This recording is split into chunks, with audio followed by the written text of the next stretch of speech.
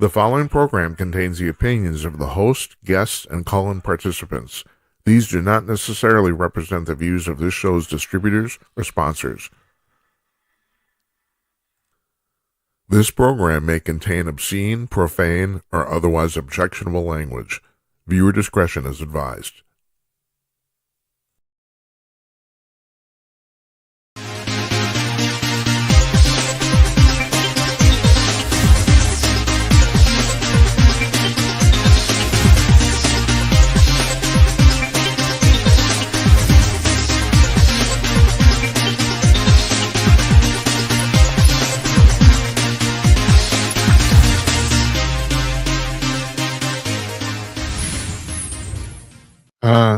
Yes.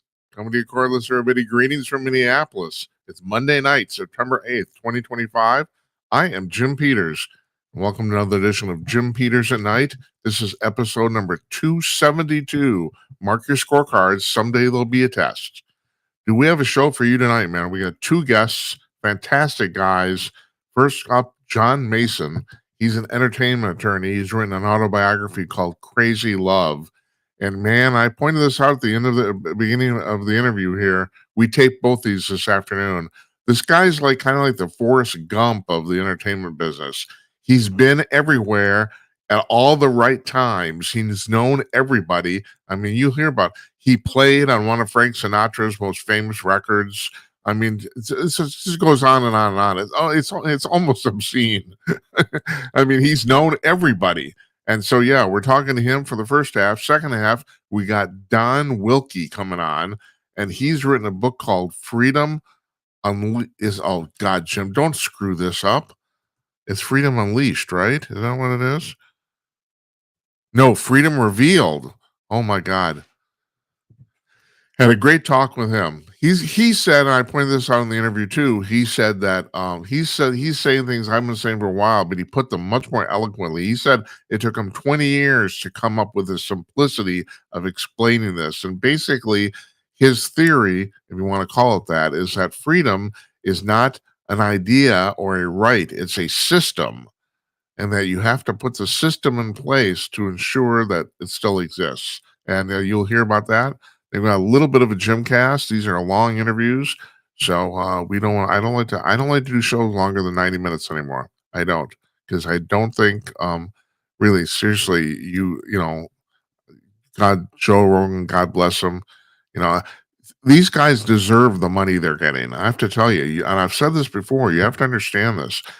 Rogan and Adam Carolla did these shows for a good 10 years before they saw a dime, and they shelled out considerable money to do them too. It's not like, I mean, you'd be surprised how little money it cost me to do this. And I got a comment on that because we did some camera rerouting this weekend. The camera angles I think are a little better now, especially when I'm interviewing guests. This stuff takes time. You know, you got to figure it out. You know, but right now technology isn't really an issue. Now, Mason and I end up talking about that, about AI in the music business, because that's become a real thing. I don't know if you know this. We had on Bruce Solheim. Well, we had Bruce Solheim on twice this summer. He's a UFO experiencer and history teacher out of California. Great guy, fantastic guy. First time we had him on, we played a cut from his band that he said was generated by AI. He wrote the song, but the actual backing instrumentals, it was not his band playing. The whole thing was done by AI. And I used to be a record producer, as you'll hear when we talked to Mason. I mean, him and I have a few people in common, and I could not tell that it was AI. I couldn't. I listened to it twice all the way through, and I couldn't tell. But here's the reason I brought that up is because that episode of the show. Now, we broadcast this on 6 platforms. We're back on Facebook. I mentioned that as of Labor Day. We're back on Facebook now. We broadcast on 6 platforms, and every one of those platforms supposedly record the show, and we record a backup here locally in our studio while we're taping. We do this a lot. Yes, if you're watching 9 o'clock Eastern right now it's 9:05. We are doing this live, and all 7 of those backups failed. We had no recording of the show, 7 backups, and they all failed. And can you figure that out? We never figured out why. The only best theory we had is somehow because we played this AI track, we triggered something somewhere in the chain that completely screwed all these recordings up. That's the only thing we can think of. And the thing is, there were recordings, the files were blank. It's not like nothing happened. No, supposedly it recorded the way we had files when we were supposed to have files, but there's nothing on the files, nothing, including here the local one we did in our studio, nothing on it, just blank. I was just scary as hell, you know. And the thing is, Solheim and I are both a little paranoid because I've had the government follow me around a little bit, not a lot, but enough to know what happens, you know, and he has too. So okay, so that's tonight. Tomorrow night, we have the guys from the Ukraine show. Now, the Ukraine show is kind of interesting. It's a podcast. It runs twice a week, Mondays and Thursdays. It's about the Ukraine-Russian war. The reason this podcast is so unusual and has gotten so much attention is because one of the 3 panelists actually broadcasts from Ukraine, is actually in Ukraine. One of the other guys is Ukrainian, but he's in Toronto. And the third guy is our old friend, Jonathan Lockwood, military historian and former U.S. Army colonel. He's the third guy there. And all 3 of them are coming on the show tomorrow. They're going to talk about what they're doing. The other 2 guys' names are Ivan Kurchenko and Sasha Starr. Sasha's the one in Canada, and Ivan is actually in Ukraine. That they've gotten a lot of attention from a lot of media outlets simply because they have somebody actually in Ukraine. It's the only show that anybody knows that's actually doing that. So that's going to be interesting. Also, tomorrow night, tonight, because of the length of these interviews, we're basically not going to do a Gymcast in between. I'll talk for a couple minutes. I got a couple of quick things, but excuse me. Because we have 3 guys on tomorrow, although they're all going to be together, we're going to do an extended Gymcast tomorrow. Now, tomorrow afternoon, there's going to be a UFO hearing in Congress, another one. And you're going to want to, I will give you the update on that. Nobody really expects anything earth-shattering to happen. But, and I'll talk later on too, Richard Dolan, who's now, since the death of Stan Friedman a few years ago, I think arguably the single most respected researcher in the UFO field. He's put out a podcast where he's been saying what I've been saying for a while, and that is, even if the government told you the aliens were here, would you even believe it? I don't think anyone would believe it at this point. I don't. Even if the president got up on podiums, yeah, the aliens are here. Yeah, you get a lot of press, but I don't think a lot of people would believe it. It's gotten to the point where this has gone on for so long, and so many people have lied, and so many of the photos are fake that if the president himself could say it, I don't think most of you would believe it. I don't. And he just did a podcast saying the same thing. I've been saying the same thing for months. So we're going to do an extended Gymcast tomorrow. We're taking Wednesday off. I'm going to my mother's assisted living facility. She's 101 years old. She's kicking the ass of everybody there. She's the oldest person in the building. And I guess I don't look, but I guess if you get on Facebook, she's in every single picture. Because she's very social. She likes that. She's wondering why all the other old people aren't social. She's quite a character, man. She is. So yeah, I'm spending Wednesday afternoon and evening with her instead of with you. And yeah, if you had a 1-year-old mother, you do the same thing. So no, we're taking Wednesday off. We'll run a rerun, of course. Thursday, Tim Conaway is going to be here, our old friend. He's the executive director, former executive editor of Hustler magazine. Always good with the stories, always good with an opinion about what's going on. So that's our week here. Yeah, there you go. That's what we got. So now we're gonna in 12 seconds we're gonna put John Mason on. Watch how I do this.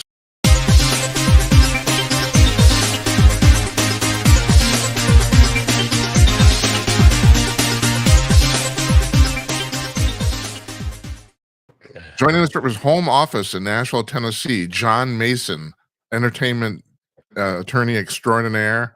Man, you've had quite a life. Here's your book. I'm going to put on screen right now. There it is. Oh, look at that. I've never seen that before. Thank you. Yeah, I bet you. Yeah, I bet you have.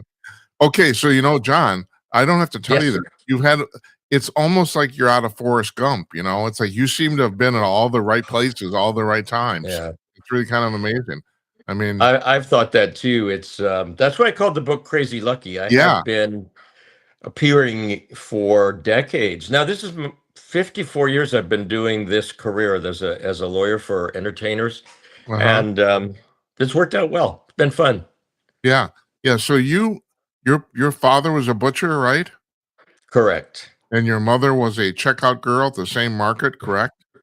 Yes, the checker And and a little independent market in Hollywood. yeah, when did you guys move to Los Angeles? Well, I was born and raised Oh, in you were Los born here, Angeles. raised here. Okay. Yeah. Yeah, my dad and mom moved there. Oh my gosh, that my mom's born there, and my dad Uh-huh. was born there, even though he grew up in Canada. So we had deep roots in LA, which I wish it was still the way now that it was then. It was a great place to grow up, not a great place to be today.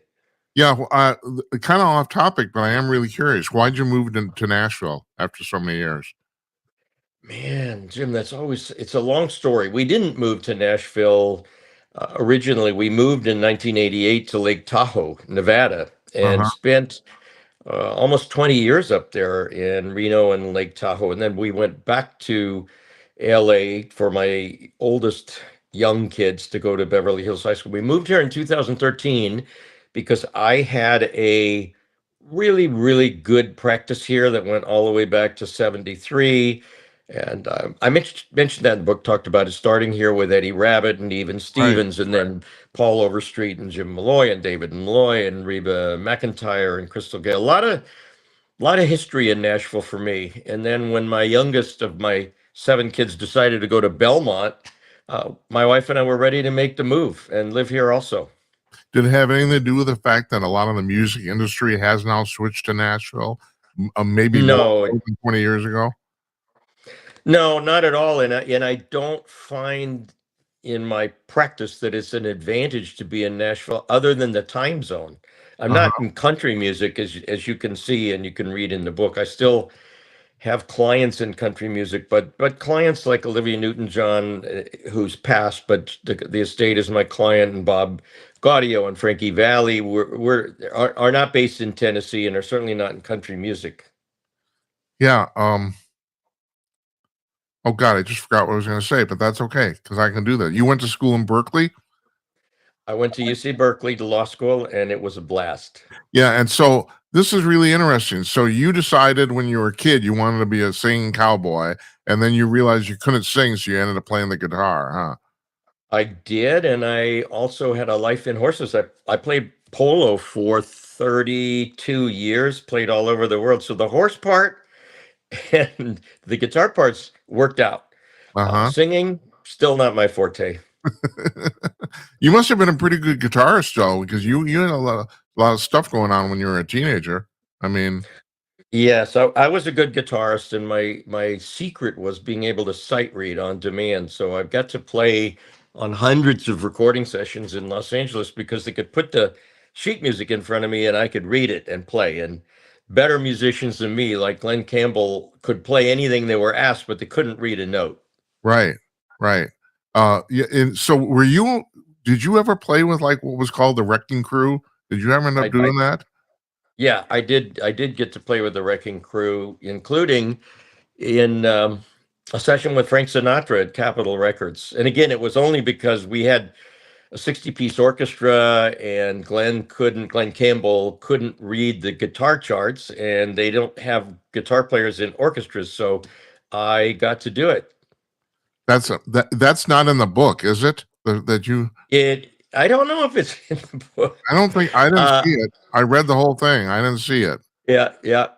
That's Yep. fascinating, though. I did catch the part about when you said you met Quincy Jones when he was conducting for Sinatra at the Sands, and that Oh my fascinates God. the hell out of me because, and you mentioned this, but it's really that room. I thought that I'd heard that room held 600 people. You said it held 350, but it doesn't really matter. It was small. You had Very small. yeah, Yeah. I mean, it was really intimate, and I just and there's something about seeing a guy of that stature in a room that small that I can only imagine must be mind blowing. Yeah, the memories of it, and of course the session with Frank sitting in the middle of the orchestra are incredible. The number of seats I put in the book, I thought I had 238. That I researched. That is the number of seats that were in the stands, and Oh, I'm I sure you're still, right. Yeah, I'm sure you're right. yeah, to see the Count Basie Orchestra conducted by Quincy Jones with Frank Sinatra standing out front. Wow, Yeah. what mind-boggling. Yeah, unbelievable. And then I didn't even know you played at the sessions and what is that, Studio One at Capitol? Is that what it's called? I Yeah, can't I remember. think it's called Studio A. Yeah, right. I didn't even know you were doing that. And how old were you when you did that? See, I was 17, And 17 years old. what are there tracks I can listen to you that I can listen to Frank where you're playing? Like, do you Well, remember yeah, one of them? I hear all the time the Summer Wind. That's the session with the other two songs we did that are on that album. God damn it, And John! You played on that? Holy oh shit! yeah, yeah, yeah. You That's know, the guitar part is incredible. just this because Yeah, you're hearing the whole orchestra going, and here you have right in the middle of all of this Hal Blaine playing right. drums and Glenn Campbell, and yeah, it's pretty special. I have a little tie to this. My cousin was Mitchell Peters, the timpanist for the Los Angeles Philharmonic, and so he wanted to play with the Wrecking Crew, and basically Hal shut him out. I hate to say that. I think it's because Mitch was actually a better drummer than Hal, but then so Hal didn't want to deal with it. So he did. I know my cousin played on a few of the Beach Boys recordings because they decided Mike Love wasn't good enough. I know that, but other than that, he didn't really do any real playing. And he passed away a few years ago. And his kids have told me. Mitch never told me this directly, although I spent a lot of time talking to him, but that he was quite bitter about that he wanted to play with the Wrecking Crew and never did. But the one thing he, like I said, he played with the Beach Boys, and you played with the Beach Boys, or like with them anyway. When Yes, yep. basically when they were just starting out, right? Yeah, they'd had Surfing Safari and Let's Go Surfing, and I was then, I guess, in the Marquettes, and we had Out of Limits, the da da da da da da da, and we did a few shows with them in the LA area back. That must have been 63, long time ago, and it was really fun.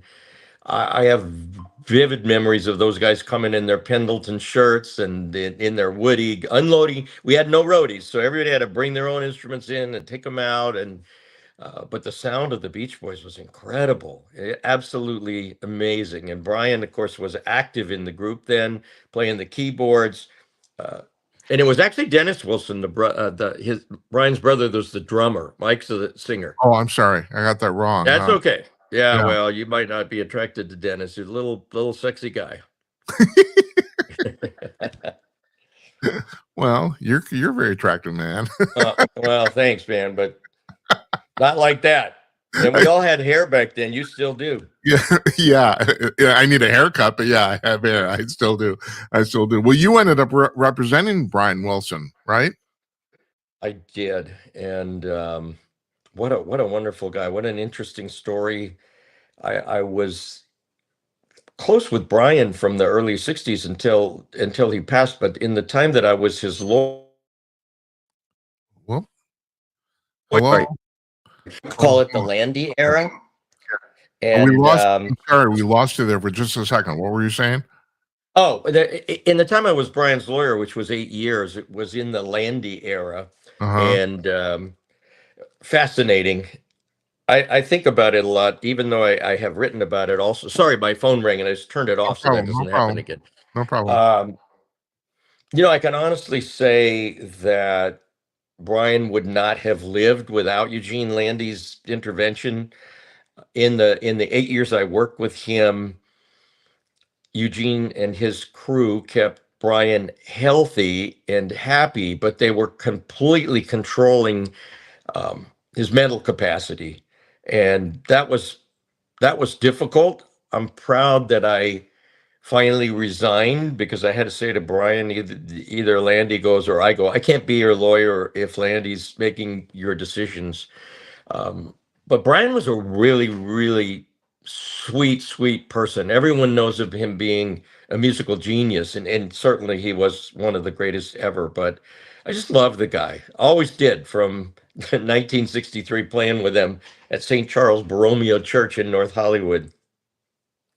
Yeah, the Beach Boys and the Beatles are pretty much I would say even the seminal bands of the whole rock era, not just the '60s, and yeah, Wilson was obviously a genius. There's no doubt about it.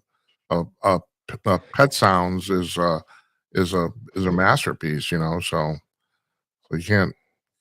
There's nothing more to say. But I think you do have to explain to people, and you might have to. My phrasing might not be right here, but Landy was not. He served as Brian's psychologist, but he wasn't really a psychologist, right? He was really a Oh, psychologist. he He was. wasn't a He psychiatrist, so wasn't a he psychiatrist. Okay, couldn't prescribe medications. right.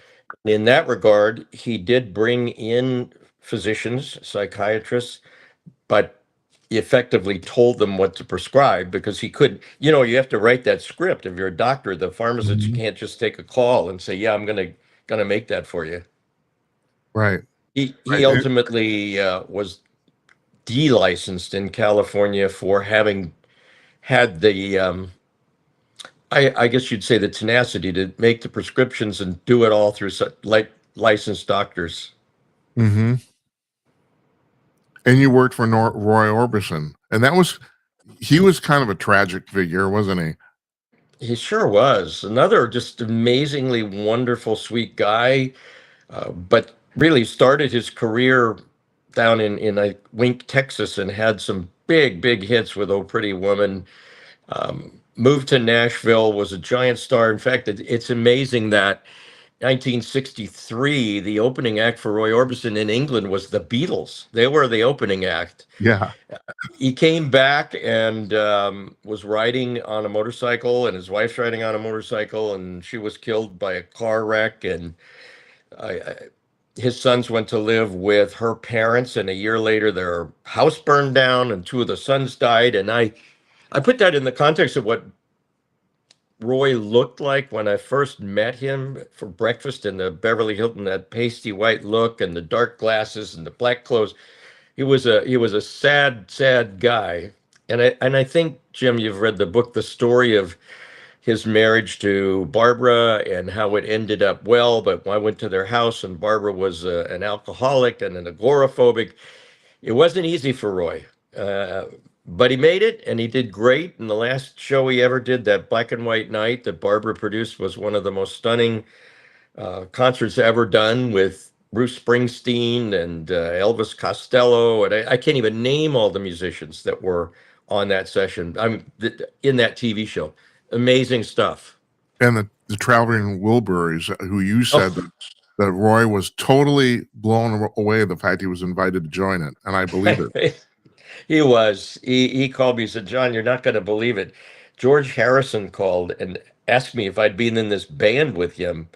And Bob Dylan was in that band. Yeah. And oh my gosh, the guitar singer, wonderful talent, who passed away a few years ago too. His name is escaping me. Was the fourth guy in that band. Oh, was that Tom Petty? Tom Petty. Oh Yeah. my gosh, what a band. Yeah, really. They only had a couple hits, but man, they were fantastic. And Yeah. and Roy was. I'm under the impression, based on what you read, that Roy was very cognizant of the fact that God gifted him this voice. That voice was unbelievable. I mean, It was unbelievable to him too.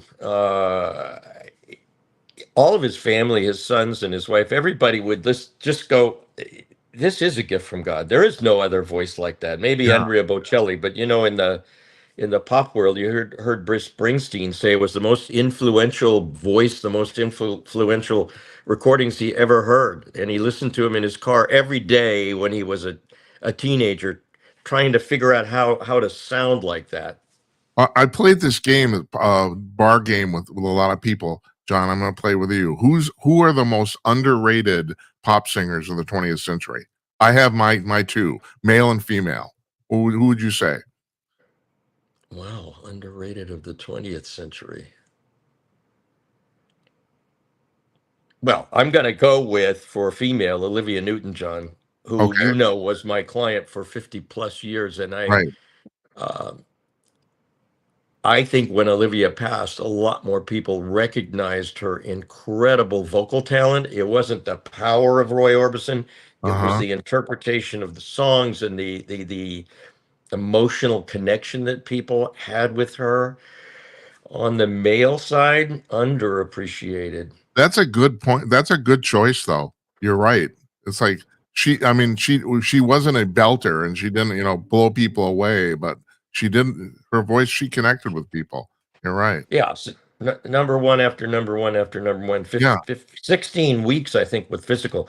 I'm trying to think of a male who wasn't recognized for being that great. I guess I'd No, I'm have not. to I'm say, not necessarily talking about people who weren't famous. I'm talking about like Olivia. I'm talking about people who kind of were underappreciated.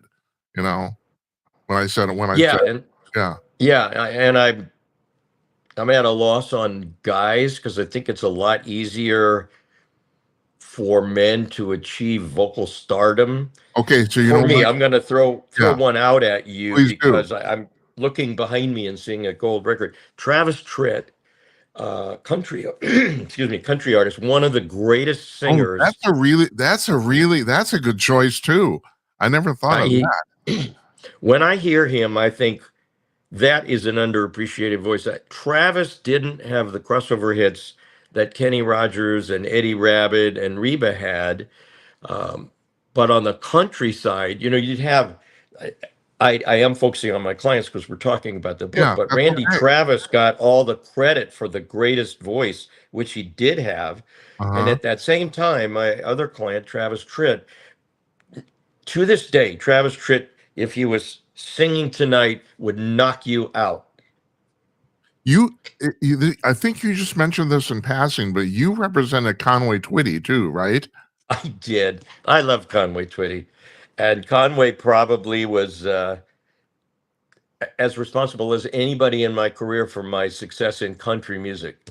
Uh-huh. Conway sent me Reba and Randy Travis. I mean, if it was just those two, it would be great, but he never Yeah. stopped. You know, I still tell artists, well, you got to hire John Mason. That's how you're going to get it done. So it was really a blessing and super great guy. Loved Well, him. so now you've just touched on something here that you didn't really write about in the book, and probably because of modesty, but we do have to talk about it, and that is I've known guys like you. I've been floating around the entertainment business all my life, and I would say that one of the reasons you're successful is because, just to be perfectly blunt, you didn't screw people.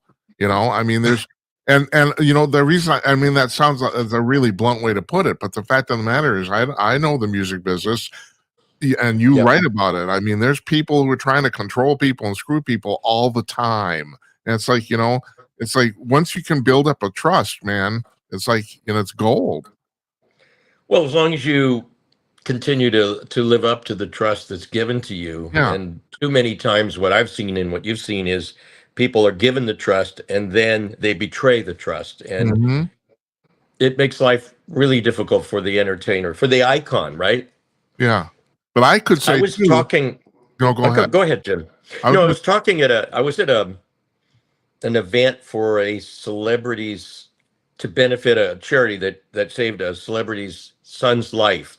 It is a crusade to get kids to understand that taking drugs is a really bad thing. Not when you're addicted to how do you get off, and that's medicine thing. But I was talking to a doctor there and saying that one of the problems that we've had in entertainment, and this would probably be true with as true with Tom Petty and Elvis Presley and Prince, they were prescribed medications that they shouldn't have been getting over Mhm. and over. Anything they wanted, Elvis could get anything he wanted, 10 prescriptions. I was talking to this guy who had been an addict, and he said, yeah, I was addicted to Xanax. I wasn't sure what it was, but I said, how did you keep getting it if you're taking it multiple times a day? I had multiple doctors. And the doctors are prescribing these things because they want to be on the celebrity gravy train. And that's certainly what happened to Michael Jackson. So on the legal side, the same. It's not an illegal drug, but if you cross the line, as Colonel Parker did, in my opinion, with Elvis, and Landy did with Wilson, and you start thinking about yourself before the talent, it's a problem. I've never done that, and I've only been a talent lawyer. I don't represent record companies and publishing companies, so thank you. But on the other hand, too, no, not on the other hand, just you. I mean, you've observed a lot of people. You worked with a lot of people in your 50 years. Is it just inevitable that people just quest for power? I mean, it seems like in most of these instances, you're right. Intentions start out good, and then it kind of all goes off the rails. Is this a natural thing for humans, or what have you made it? Have you come to any conclusions working with people about this sort of thing?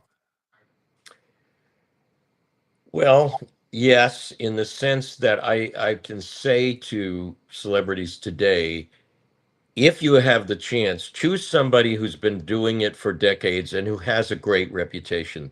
I'm not promoting this for me because I don't take new business, but there's people more than me out there who have done this with integrity for a long time. I would go to those people 10 times over than the tendency is to go with somebody that you're related to, with your friend, with your cousin, who Right, really is trying to start in the business also.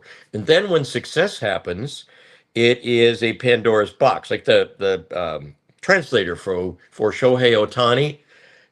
All of a sudden, it's big time, lots of money, and he starts spending guys' money on gambling.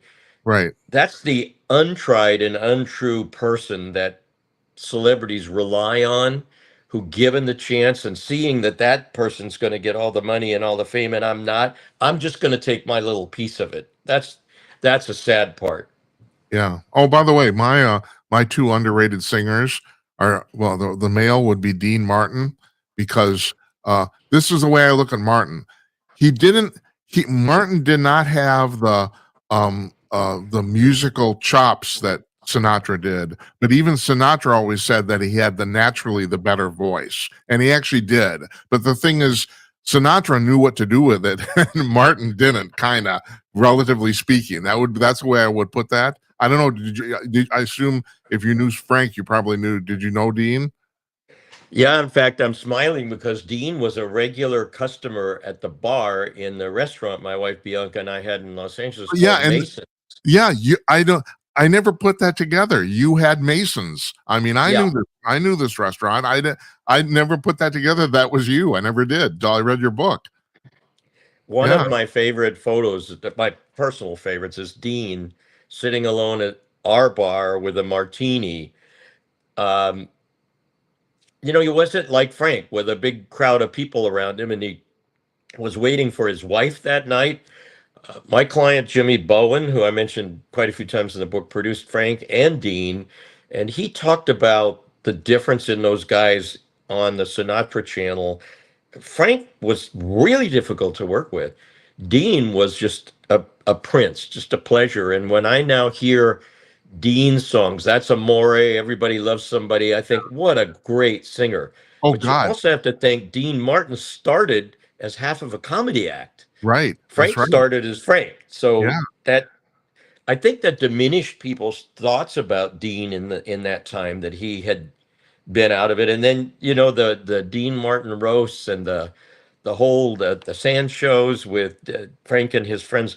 Dean always played the drunk.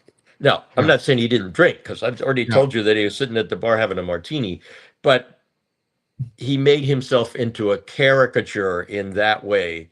Um, Frank's image was about Frank, period. Tough guy, great Yeah. song interpreter, not a singer per se. Same with Right. Kenny Rogers, song interpreter, not Right. singer. Right. Yeah. Yeah. And also, I mean, Dean, well, Jerry Lewis always said Dean was actually had the real comic chops. And I actually, based on what I know about those guys, I actually think that's Yeah. true. I mean, Jerry had the reputation of being a comedian, but actually Dean was the better comedian. That's what I think, you know? Jerry's humor was much more slapstick, much Yeah. more being goofy and doing hand gestures and Right. falling over. Yeah, for sure.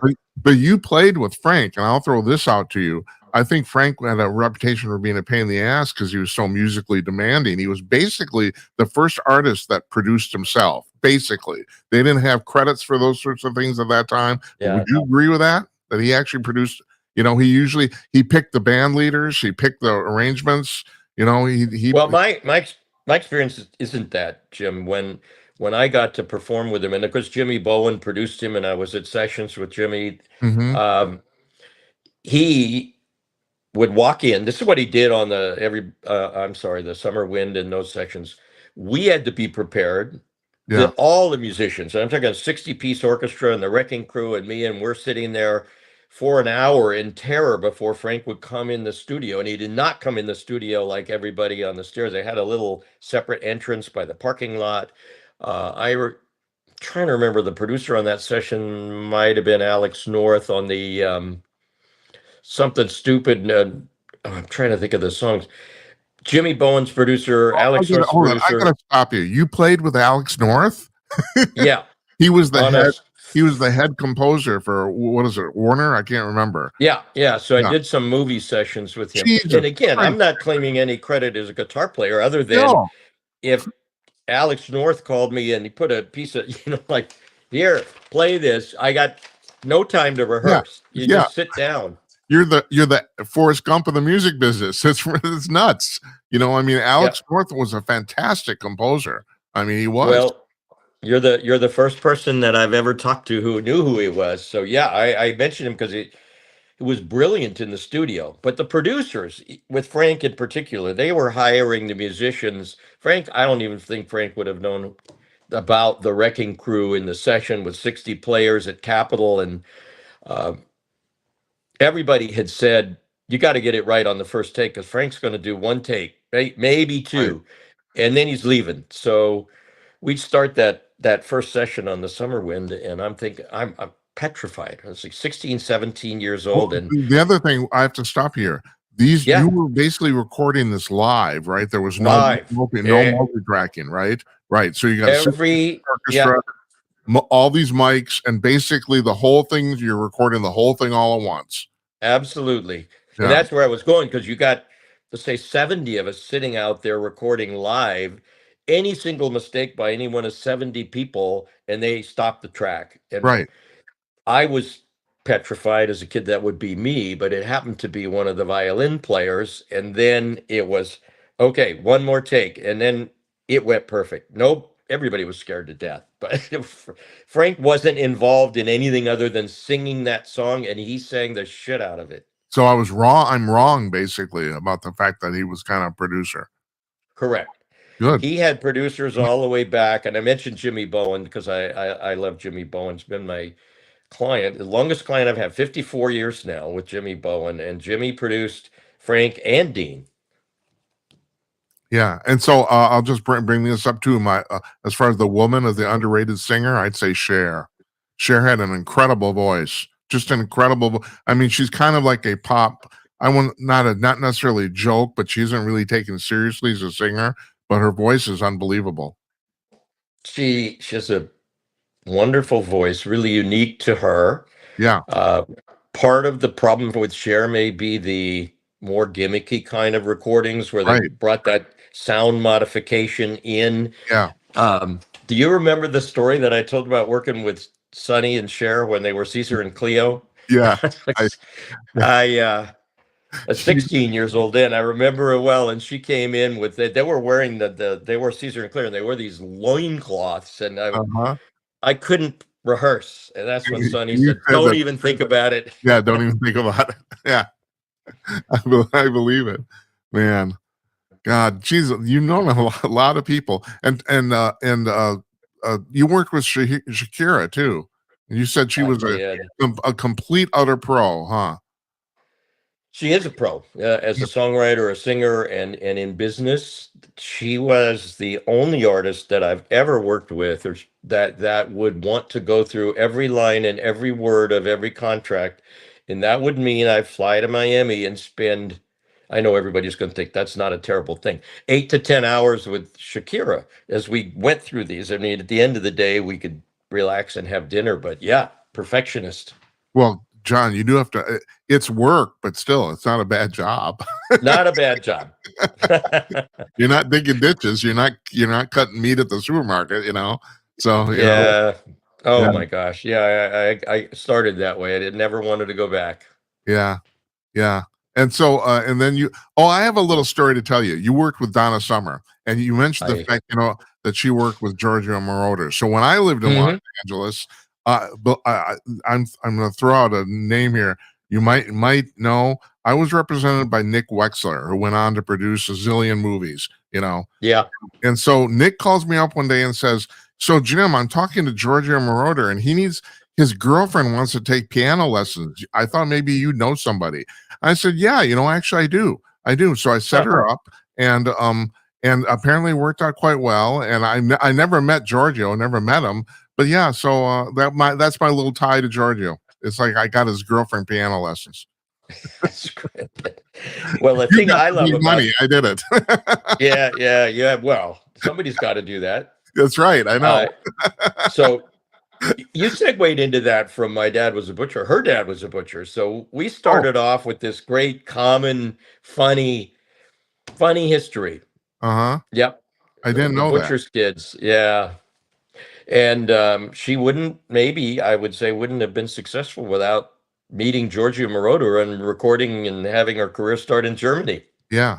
Yeah. Well, and also you were talking about the whole drug thing earlier, and there's one part of Yeah. the book where you mentioned I think you're in Neil Bogart's office. I can't remember if I'm right about Yeah. this. You said that because this is the late 70s disco era, everybody's using cocaine. You said that in that meeting, you and only one other person are still alive, right? Yeah. Yeah. In that meeting, In only that me, meeting. but Right. in that little negotiation with Susan Mineo was Donna's manager. Susan is very much alive and also living here in Nashville. Oh, that's pretty cool. But it's Yeah, unfortunate about the other people, you know. definitely. How Well, do it you, was how did you you you how did you avoid drugs? You just oh, didn't the want to same do it? way I would today. I've never ever even thought about it, but I need my brain to work, right? But talk Right. about Brian Wilson always telling me I fried my brain. No, I wasn't interested in that or altered state of being. I mentioned, and you may remember that night that Eddie Rabbit played in the Astrodome for the Houston Livestock Rodeo, and they broke out the cocaine in our annual meeting after the show, and I left the meeting, and he didn't speak to me for 1 year Yeah. because I wouldn't do that. And it never, I still have it, a law license. I'm not jeopardizing my career uh, for anything. Right. And yeah, people probably don't think about that, but that's true. You get your license pulled, you're done, you know. Yeah, it happens. Look Yeah. at what's that guy that represented Stormy Daniels, Michael Avenatti or something like that. Yeah, right. Lost his license. He's in jail. Rudy Giuliani lost his license. Yeah, right. I know. It's not that difficult if you aren't careful. Bill Clinton lost his license. Oh, You know? you're right. I'd Yeah, forgotten that. that's right. Yeah, that was one big thing punishment he got out of the whole Lewinsky thing is he lost his law license. It's Yeah, terrible. And yeah, you worked with Barry Manilow? I did. I did. Yep. Yeah, a really good musician. That guy was just fantastic. Now there's an underrated singer and Yeah, musician. yeah, and you're right. I'm happy I you agree. brought that up. Yeah, I Yeah. agree. Totally. Right. Yeah. Barry's the whole package because he's a great entertainer as well as songwriter, singer, um, musician, piano player. Well, he started out right playing piano for Bette Midler in the Baths Yeah. and became an act on his own and stellar career. Yeah. Interesting guy. You know the story with Barry that I wrote is much more about his personal life than the career per se, Right. because I found it touching to go through that with Barry and Gary that the relationship had to be put in the background for the career. Yeah. Because at that time people wouldn't necessarily accept that, you know. Right. Well, plus his fan base was all women, and there needed to be that was true in movies too. in the 50s and the 60s that there were gay men or gay women, and they weren't allowed to talk Right. about it because the studios wanted the fans to think that they could be that person's husband or wife. And my gosh, that hasn't changed. You know, that No, it that hasn't. No. story I was telling about in the book about the lady that was wanted to marry Randy Travis, was convinced she was going to be married to him, or she is married to him, and was driving here to Nashville to live with him. Just still going on, still Yeah. fantasies that people have that, oh, well, you have it with athletes now.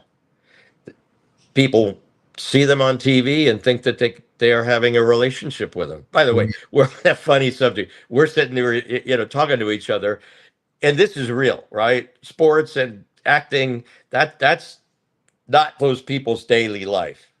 Yeah. I have a cousin who's a very well-known assistant director in Hollywood, and Hmm.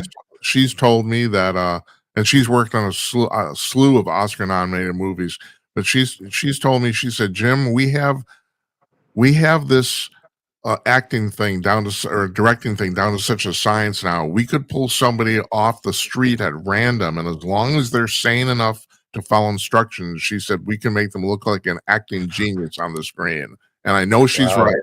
Wow. I know it's pretty much. Well, what do you think of AI, John? What do you think is going to happen with this? It's like, I and also think I'm from a legal standpoint, even before you answer that question, I got to ask you from a legal standpoint. Now, people are in the music business are already starting to sue AI because they say, well, you're going through my catalog and you're listening to everything and then redigesting and regurgitating it. And my question is, and as a musician, it took me 20 fucking years to figure out copyright law. I admire you for what you're doing, because I didn't know what was going on really until I was 40. But I don't understand how just listening, AI listening to that stuff is an actual violation of copyright. Could you explain, or is it? Can you explain that to me? I'm going to smile and say I cannot explain it to you. Okay. Um, there was a settlement in a case last week, 1.8 billion, and I can't remember the parties and I wasn't involved, but the AI entity was using authors' works to train the AI to write those kinds of works, Right. and and an authors group sued the AI company, and that they settled for 1.8 billion. It's in the paper today. It's in the New York Times today. I'm not going to go into that area, and my answer to your question was going to be I'm really, really happy that I won't have to deal with it, uh, Hmm. given where I'm at in my life and my career. I mean, it'll be 80 next year, so I'm not Yeah. trying to reinvent the wheel. I would say I'm scared to death of what it can do. It can copy. The law is not clear. That's why I said I wouldn't go into that. Um, you can copy a copyright. You cannot copy a copyrighted work, but what they're trying to do is use the premise of the copyrighted work and write something effectively identical. So it's not the exact copy, might be the same story, told a little differently. And I don't feel comfortable in the law to tell you that I know exactly what is and isn't protectable.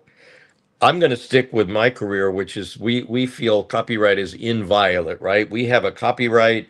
I have a copyright in my book. I have a copyright in my voice in the audio version. And if somebody tries to copy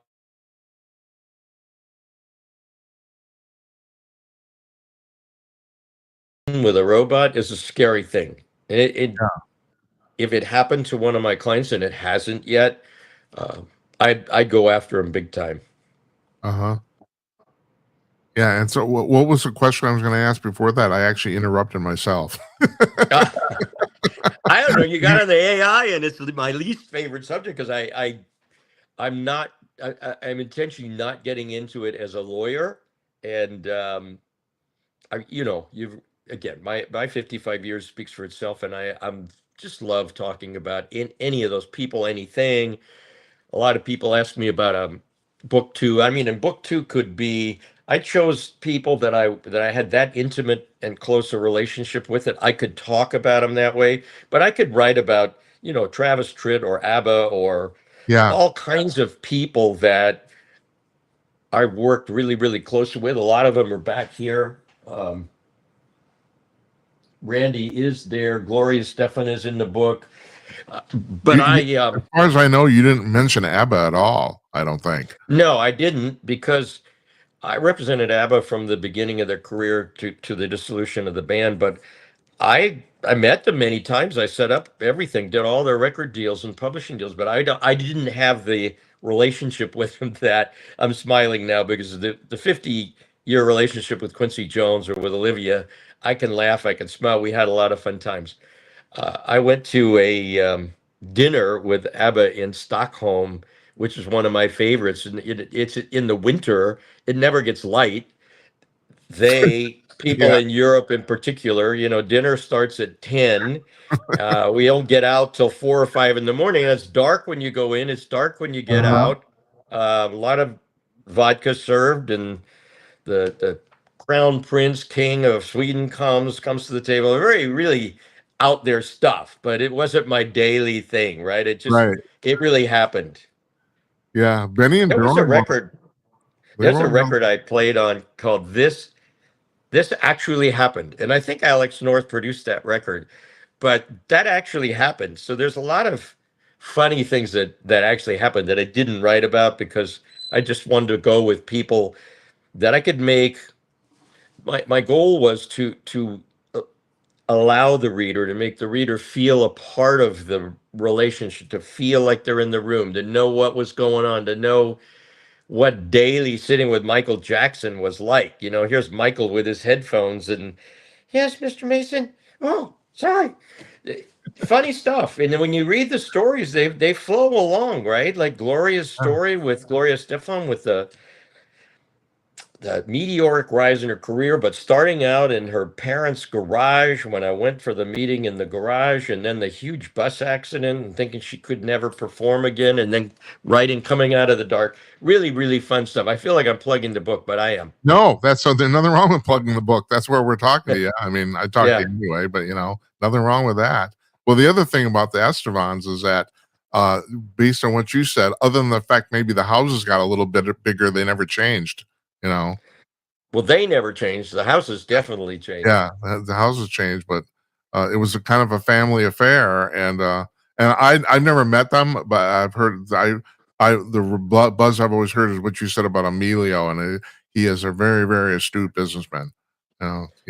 He is, and they both still have the same cell phone numbers that they had when they got cell phones, and I love that. If I called one of them now, they answered the phone, just like Quincy Jones, right? Except with him, there was the answering service. Who may I say is calling? John Mason. Then like 5 minutes. Yeah, Mr. Jones will be on. Bam. uh-huh. So those people well, Quincy, Gloria, Emilio, Olivia, actually never ever changed, and always were accessible by phone. Even Brian Wilson, when I did the Diane Sawyer interview, and she had this. Well, Landy said you were always able to call Brian. I said I was always able to call Brian, but I always had to go through a handler to get to him, and he always had to meet with a handler after talking to me to download, and they were recording. And um, but Yeah, generally, my practice has been I have to talk to the clients. I'm not did going I through the did I manager get and this the right? agent. And that is, they actually used that in the trial as an example of if anybody can actually connect to Brian. Did I get that right? Yes. Yeah, Yep. right. So let me run another thing, a musical thing by you too. So you're talking about Quincy and Michael Jackson. Now I know Quincy produced those three albums. The first two, especially, are really obviously extremely iconic. I've done enough producing to. My impression is, and tell me if I'm wrong here. My impression is that those two albums in particular, Off the Wall and Thriller, at the end of the day, are more Quincy's records than Michael's records. Would you agree with that or not? Well, the first gems are bad and off the wall. Thriller was the third. Oh, Thriller was the Um, third? yeah, Yeah, okay. I think that's a fair statement, but having been at sessions and having been there when Michael was writing the songs, I think of all those albums as collaboration. Certainly on Thriller, Michael had incredible visions, like the song itself, Thriller, that were off the chart. And Quincy was producing, right, the sound and the music.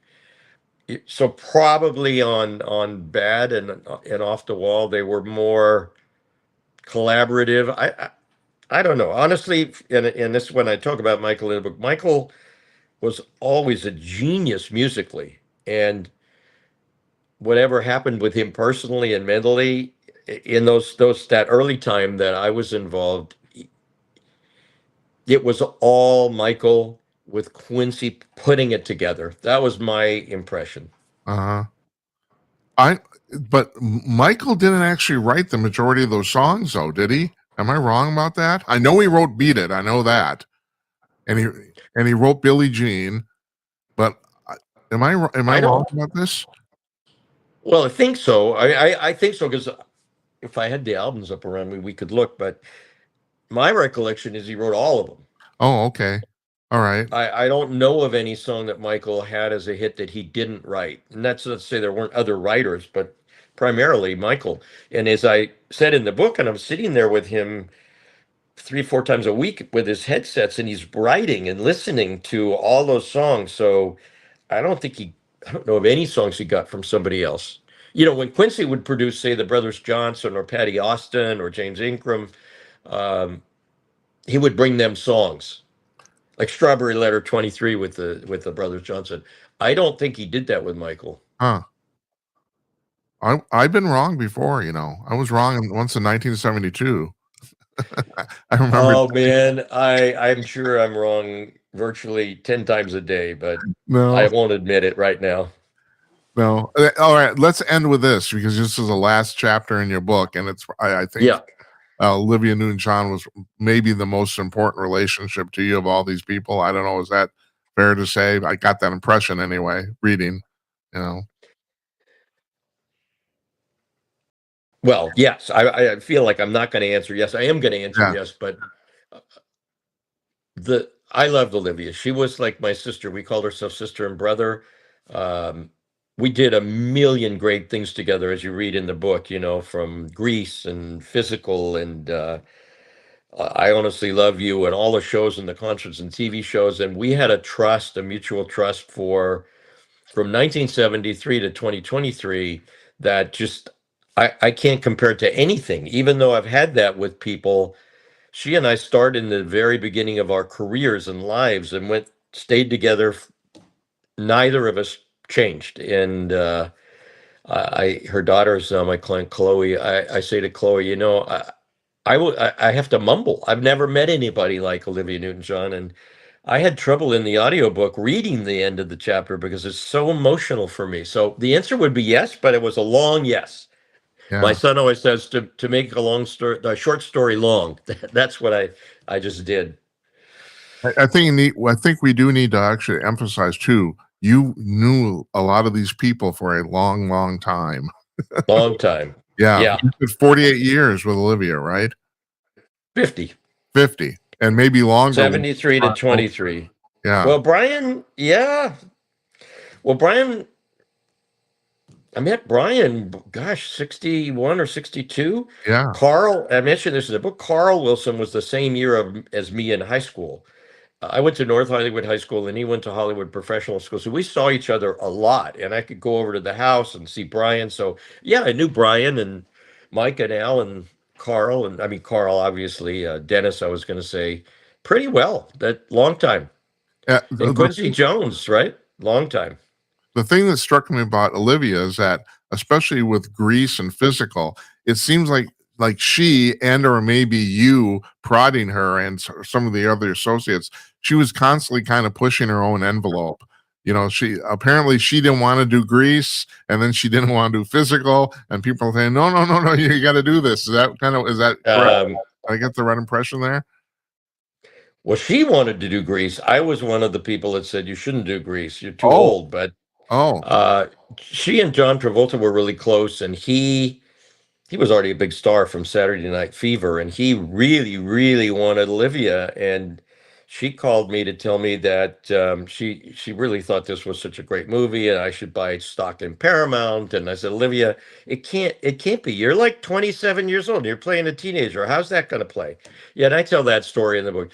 On physical, yeah, she wasn't ready to go, but she had a great sense of humor, and she realized that it was going to. First, we'd think it would intimidate the fans and make them think she was trying to be sexy, but it's so funny. The physical videos are really funny, and she got it and caught on, and biggest hit she ever had. Yeah. Was it, who was the director of Grease? Was that Russell Johnson? Randall Kleiser. Yeah, okay. Something like that. What you're close. I was close. But you said, I never thought about this until you mentioned it, about the fact that he made certain everybody was in their mid-20s, so that everybody who was quote unquote in high school looked the same. And I thought, well, Yeah. that's actually pretty brilliant. I never thought of that. And looking back, he's right. They all look the same. Yeah. They do. And, Yeah. now that we see them all as old, the ones that are still around, and Olivia before she passed, it looks like they were teenagers, but they weren't. Yeah. Man, it's been really great talking to you. Thank you, Jim. It's fun talking to you too. Just a second. Let's put your book back on the screen. There it is. There's you looking handsome as hell. Oh my God. Thank you. The foreword by Priscilla Presley, I'll say on the audiobook, in addition to her having written it, she recorded it in a studio for me. So if you get the audiobook, you'll hear Priscilla reading the foreword herself. Well, that's cool. She is absolutely delightful. She was here in Nashville Saturday. We got to have dinner. So yeah, it's great stories in Crazy Lucky. Yeah, you said in the book that you met her at her clothing store or something like that, right? Yeah, 1972, and that's probably part of my Crazy Lucky. I had the nerve to just walk in there. Was getting divorced from Elvis, moved to LA. She was pretty famous from being Elvis Presley's wife and all of that. And she was just a really shy, kind person, and she still is a shy, kind person. But that's 54 years ago. So there's another long friendship. Man, you have a longevity genes in your family. You look Yes. pretty good for pushing 80. I gotta tell you. Yeah, You do. I feel good. Good. Yeah. I can't touch you, but I'm sure you feel good. Oh, you gotta ask my wife about that part. Yeah, I do. No, I'm not gonna. Okay. So what, you got the grandkids coming into the office this afternoon? What are you gonna do? Just one is I'll probably have all three that are here in Nashville tomorrow, but there's only one here today. Yeah, she'll be back up here. Cool. That's good. That's good. I can't thank you enough for doing this, John. I can't. Well, you're welcome, Jim, and I just hope people enjoy the book, and I hope they enjoy you and I talking. Yeah, I enjoyed it immensely. So I'm gonna push it, and we'll put a link up onto Amazon on our blog too. So Oh, great. Yeah. Great. We'll do that. When one thing I do ask with people who enjoy the book, because it really matters, is if they would put up the 5-star review on Amazon, because the Amazon's driven to make recommendations based on what they hear. They don't read your book and think, oh, that's a great book, we're going to recommend that. They Right. read those reviews. So 5-star reviews are golden for authors. John, I generally don't do that, because if I spent my time doing that, it'd be nuts, but I'm going to do it for you. Oh. I love you. Well, thank you. Yeah. It's a big deal. I appreciate it. Yeah. You're welcome. You take care. We'll talk to you soon. You too. Great. Thanks. Take it easy.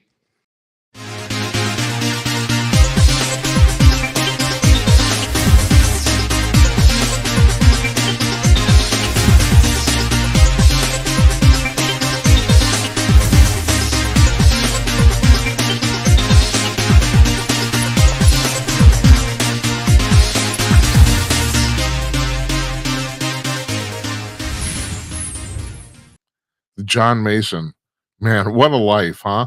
I mean, seriously, buy the book. You have to. First of all, it's a really easy read. It is. I polished it off in a few hours, even though it's not that short. I think it was maybe 160, 170 pages, but still, it's a very easy read, very enjoyable. And yeah, this guy's known everybody. I mean, the places he's been and the people he's talked to, holy buckets. I enjoyed that immensely. The other thing I want to point out now, if you watch the show before, you maybe know. I mean, I spent the majority of my life in the music business, and John talking about AI. And the thing is, he's an expert at this. I'm not. I wasn't kidding. It took me. I didn't figure out copyright law until I was 40 years old. I mean, I'd worked on it for 20 years. It's so complicated. And that's one thing I did want to bring up in this interview, which I didn't. I forgot to, about him talking a little bit about the legal aspects of what he does, especially music, but all the arts, commercial arts in the United States. The legalities involved are so complex. Excuse me. I turned the mic off because you don't want to hear that. Oh, God. And by the way, I'm looking at myself on the monitor. I'm 2 weeks overdue for a haircut. I'm getting a haircut. Brittany's cutting my hair on Wednesday. Yeah, I looked like, at least I have some, but still, God. Any rate, yeah, it took me years and years to figure out the legalities of the music business. It's so complex, and like I was telling John, I don't understand where the AI companies are getting sued now, as he mentioned, for copyright violation for digesting music. So the way all these AI programs work, and that is they go out on the internet and they read, watch, and listen to everything. And so that's how they get their basis of knowledge. And that's also the reason why sometimes they're wrong. Because have you noticed not everything on the internet's actually correct? I don't know if you ever noticed that. It's amazing. Just because somebody posts something somewhere in a place where anybody can post anything, and all of a sudden it's like years ago, that was the thing about newspapers. If someone bothered to print it in the New York Times, and partly because printing newspapers on a daily basis was such a complex affair, everyone assumed it was true because you wouldn't want to print anything. You wouldn't want to waste space on something that wasn't true. And people still, for some reason, who was just talking to on the show just like last week about the fact that people still think this way. They see something on a computer screen printed out, on screen, and for some reason they assume it's true because it's there. And guess what? A lot of it isn't. A lot. But at any rate, the way okay, these AI programs, they go out on the internet, they digest all this shit, and then they're like in terms of a music program, you tell the AI there's two major AI music services, and you basically can tell them, well, write me a song in the style of 1950s Elvis Presley, and it'll do that. Now, the amazing thing is everyone seems to agree that right now the AI programs are terrible at lyrics. You'd think it'd be the opposite. You think that because they're so good with words that the words would be easier, but the lyrics are awful, and nobody uses them. But the music can be relatively credible, and that's because you can actually afford like quote unquote laws and rules to music theory. That's the reason. And I told the story while we were on the air there with John about what happened with Bruce Solheim on the show.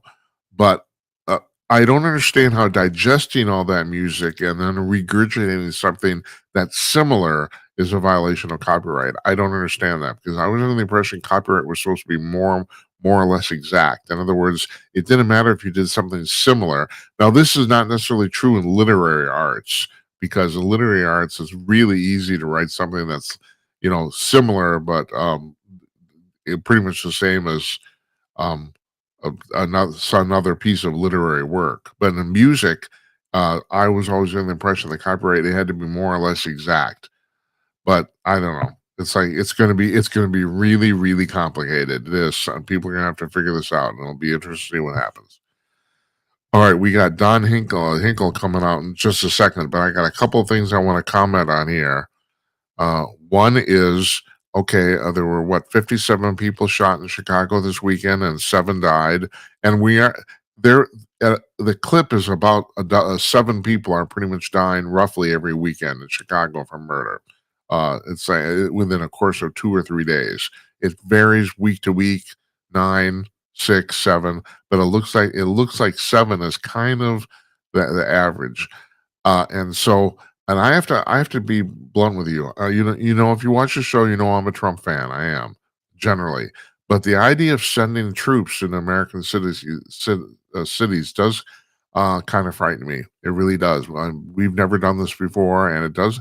Of all the stuff that people say reeks of Nazism, that's one that kind of does get to me. But on the other hand, and then there's the other hand of this. The other hand is nobody in these cities are doing their job. I mean, there are people, like I said, dying in major American cities left and right because the elected officials in those cities, and I'm not the only person to notice, they're usually Democrats, are simply failing at what they're doing. So literally, we're talking about saving people's lives. So there's two ways of looking at that. But here's the thing that you probably didn't hear. This was buried in a news report I read the last couple days about the fact that Brandon Johnson, the mayor of Chicago, his security detail, which is made up of members of the Chicago police force, numbers 150 officers. He has a security detail for him personally of 150 people. And as somebody pointed out online, that's the whole size of an entire U.S. Army platoon. He has 150 people working in his security detail. One person, one guy. That's crazy. That's absolutely crazy. And then, meanwhile, people on the south side of Chicago are getting shot left and right. I didn't believe it. My mouth just dropped open when I read that. I thought you should know that. One guy, one mayor, 150 people. I don't even know if the president I don't think the president even has 150 Secret Service agents tagging along with even close. Remember, what were there in Butler, PA, when he got shot? I think there were 24. Am I right about that? Well, Brandon Johnson, the mayor of Chicago, has 150. It's nuts. Now, what else is nuts is Rosie O'Donnell. I don't understand what's going on here, and I've talked about this before too. I'm starting to think I'm going to mention this again because I think I want to give this woman credit where credit is due because she completely blew my mind open. Her name's Emma Jo Morris, and she wrote an article for Breitbart the day after the White House Correspondents' Dinner. When was that? February, March? And she said she's sitting in the dinner, and also she talked to people outside of there, and she's sitting in the dinner, and it suddenly occurred to her this was not a political problem. America did not have a political divide. It occurred to her that everyone she was sitting with in this room was mentally ill. That occurred to her. And I've been thinking about this for some time. We have the last survey that came out. Once again, I've mentioned this before. I don't care. I'm going to repeat it because I don't know which shows you guys watch and which you don't. Last survey that came out, 1/3 of American adults, 1/3, 33%, self-identified as mentally disturbed. 1/3 self-identification. This is not some doctor telling you you're crazy and you disagreeing. Doctor's saying you're crazy, and then yeah, I think I am. 1/3 of American public. Well, Rosie O'Donnell. This was an article in Breitbart about Alan Dershowitz, who was wrongly accused and cleared in this whole Jeffrey Epstein thing. There were reports that he went multiple times to Epstein Island, and not only did he say that wasn't true, but he bought the receipts. And he basically cleared himself, which just shows like who's saying that. Somebody who wants to get back, wants to get on Alan Dershowitz. It's like why say that otherwise? But he's talking about Rosie O'Donnell about this in the last weekend on a podcast. Rosie O'Donnell said that I think he said that the president stole $1 billion or something. I'm talking about Trump now. And she called Trump a serial pedophile rapist and said that Trump was going over to the Epstein Island, the Lolita Island too. And Dershowitz brought up that at this point, that's defamation. She's crossed a line, and now she's defaming the president, and her malice is easily provable. But he's brought this up, and I'm not the only person bringing this up either. It appears she's lost her mind. I mean, she went. Remember the Queen of Ice, Rosie O'Donnell. People forget about this. She had that talk show. She never insulted anybody, and the reason the talk show worked is because it was so milk toast and so it was so non-negative. I won't say it was positive, but it was definitely non-negative. And she had a very good run of 5 years on this talk show. And since then, and especially since Trump has become president both times, she is literally seems to be losing her mind in front of the public. She goes on these rants and stuff. She looks bad as she moved to Ireland to get away from the United States. I mean, it appears we're watching this woman crack up. That's the actual reason I brought this up. But the thing is, I don't think she's unusual. Trump derangement syndrome is very, very real. It was just I pointed out about the fact that the president went to the U.S. Open this weekend to see the men's final, and I'm thinking, okay, he's going to get a mixed reception. People are going to boo, and there are people going to cheer. And if that was the first report, then the second reports came out and said no, it was mostly booing. Now today it's come out, people posting videos, and it appears that's not true. It was mostly cheering. But what you probably don't know, and was not covered in the press at all, was that there were paid protesters posted outside the entrance of the tennis stadium, urging people to boo. They were trying to talk to people coming into the stadium, urging them to boo when the president showed up. They were actually encouraging people to boo. And it turns out they didn't. It's like, now it appears what happened, it was mostly cheering. There was some booing, but mostly cheering. And it's like, and the Democrats have lost their minds. It's like, so you're for crime, It's like, I don't understand.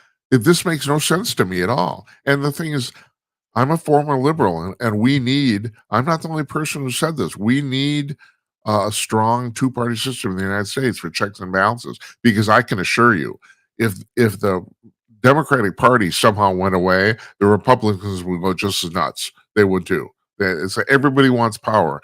The lust for power is unbelievable. So you leave it unchecked, the Republican Party will go completely in the dumper. I'm not going to sit here and defend those people. I know that. Half of them are in the dumper already. Most of the Democrats are in the dumper, and we call them rhinos, Republicans in name only, and half the Republicans are. So, you take away a strong opposition, oh man, they're just going to go nuts. It's going to be just as bad as before or now or whatever you want to put it. Anyway, yeah, I brought that up because it's like this woman, Rosie O'Donnell, she's crazy, literally crazy.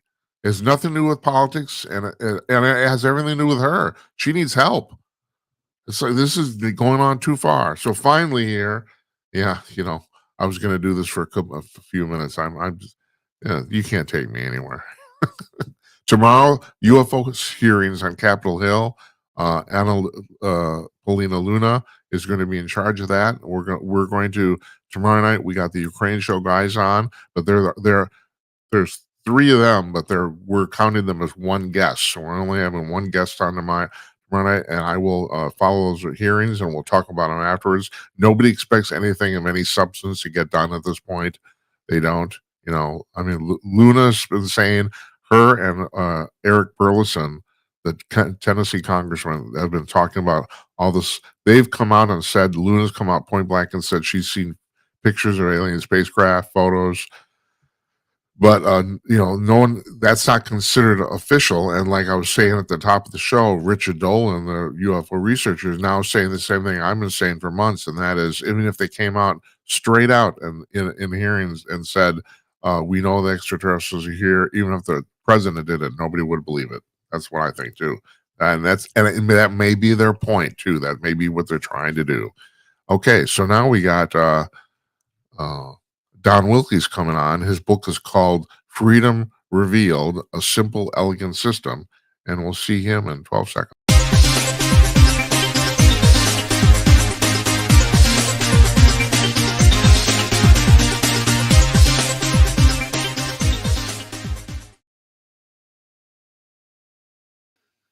Joining us from his home in Port Huron, Michigan, from his home office, Don Wilkie, the author of Freedom Revealed.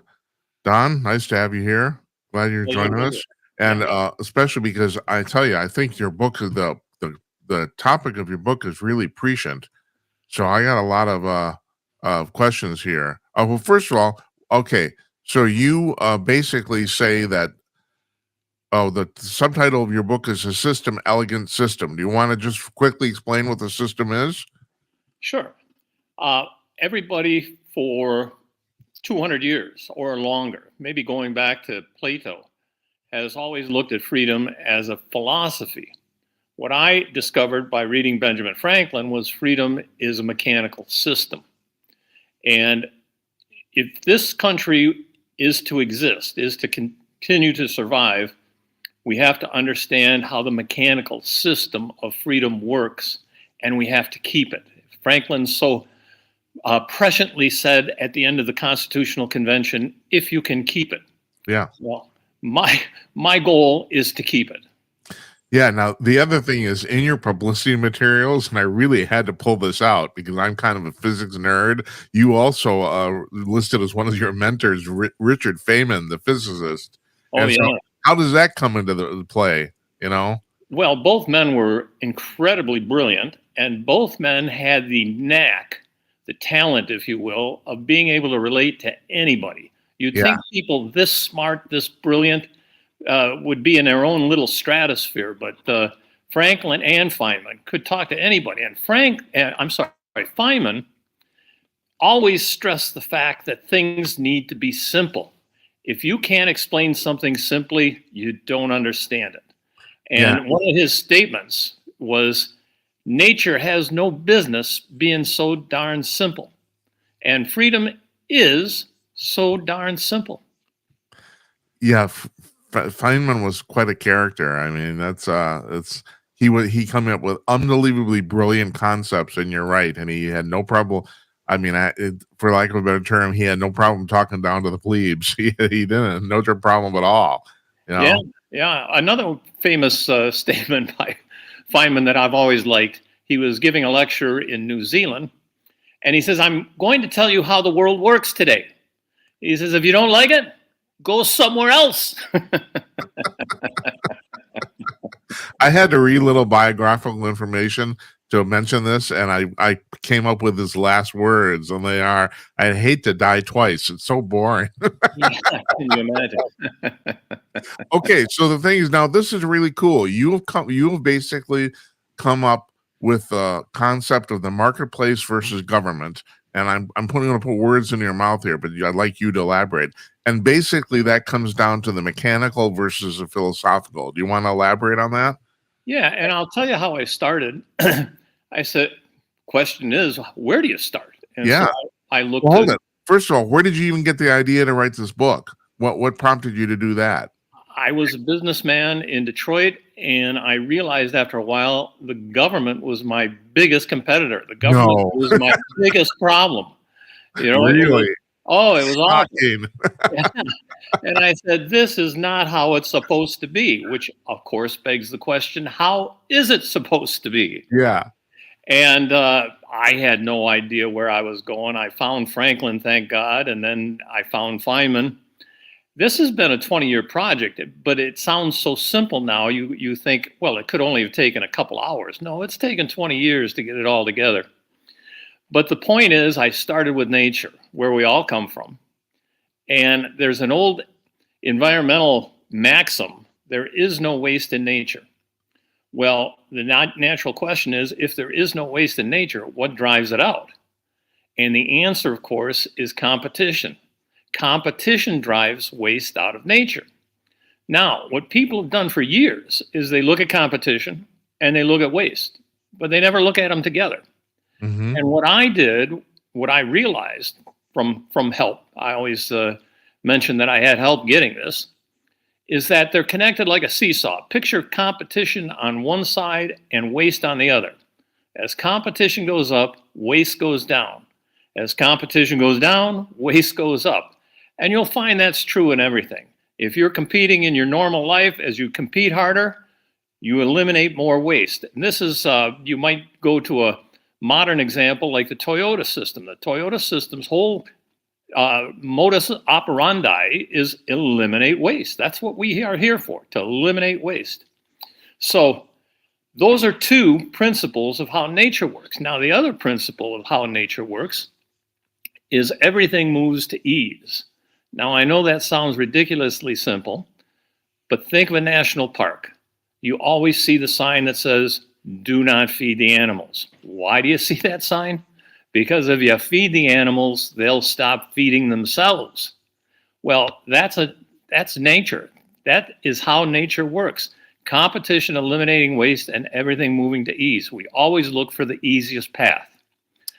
Now, when you take those concepts and apply them to the two great systems humankind has made, the marketplace and government, I was astounded at what I found. It's, again, very simple. The marketplace operates like nature. It's a competitive system. We're continually eliminating waste, and we always move to ease. The entire marketplace is based on a move to ease. You'll never see that guy on TV saying, my product is going to make your life difficult, right? No, you don't. You're never going to see him. Never happens. But now when you apply those concepts to government, what you find is government is singular. With singular government, you can't have competition. And of course, in the background, everything is moving to ease. So all your employees in government have a natural tendency to move to ease. Does this surprise anybody? No. But the thing that we have missed or have gotten wrong for so many years is we are government-centric in our thinking. We think, let the government do it. Let the government take care of that. The government should be running this. And we never understand the fact that they're a non-competitive system and that so many things they just cannot do. Healthcare being a prime example. Yeah, that's right. Healthcare is made for the marketplace. That's where you eliminate waste. Right. Government, you cannot eliminate waste. And that's why every government healthcare system you look at throughout the world is a disaster. Yeah. So, Don, okay, you've really, I have to tell you, the elegance of what you come up with here is downright brilliant. But in practical example, like you said, every single socialist healthcare system in the world has basically failed. Why do people want to keep doing it? They haven't the education. They don't understand the concepts of competition, waste, and ease. They don't understand the marketplace is a competitive system and the government is a non-competitive system. It makes all the difference. You know, if you want something done, they say, ask a busy man, because the busy man is the one competing. He's the one going. Mm-hmm. But if you want nothing done, I mean, so I use this example. You're in a race, okay? And you're the only one in the race. Doesn't matter how fast you run, doesn't matter when you run, doesn't matter how long it takes, you're going to win. How hard are you going to train to run that race? Right. You're not going to train at all. No, I'm not. Yeah, which is the government. It's a non-competitive system. And, we get socialism wrong. I want to go back to the word socialism because we get it so wrong and it's so simple. We always look at socialism. We've been told socialism is a marketplace system, an economic system. Socialism is not an economic system. It's a government system. The government runs the marketplace. Yeah. Okay? What does that mean? The government is going to waste. And so we're shocked when we find out that every time socialism is tried, all of a sudden the country becomes dirt poor. Poverty reigns. And it's simply because there's no mechanism to eliminate waste. So what do you say to the people who say, well, the problem with socialism has never been done right? What do you say to them? It can't be done right. Well, can't. Well, I think that too. But I mean, what do you say to them? I'm quite serious. It's a government system. Yeah. When you finally put it where it should belong, not an economic system, as a government system, is the government a competitive system? No, the government is not a competitive system. So in socialism, how do you eliminate waste? How do you get rid of waste that is accumulating? You can't. You can't. Right. Uh-huh. Well, That's it in a nutshell. I mean, it's just too easy, right?